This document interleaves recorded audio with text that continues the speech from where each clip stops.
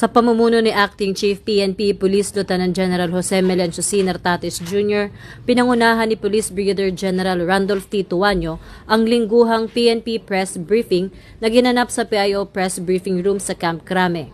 Inilahad sa aktibidad ang mga police-initiated accomplishments ng Philippine National Police, kabilang ang mga ulat ni Police Brigadier General Hansel Maranta ng Highway Patrol Group, Police Colonel Pierre Paul Carpio ng Forensic Group, at Police Colonel Joshua Alejandro ng PNP Command Center hingil sa kasalukuyang operasyon, update sa Cabral case at mga paghahanda para sa New Year's deployment, lalo na ang mahigpit na pagbabantay sa paggamit ng mga paputok.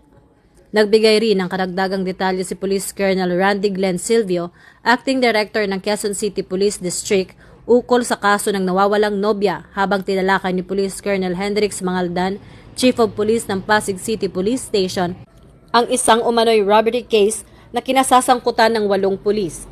Sa kabuuan, binigyang diin sa press briefing ang patuloy na pagsisikap ng PNP na mapanatili ang kaligtasan ng publiko at ang maayos at epektibong pagpapatupad ng batas sa buong bansa.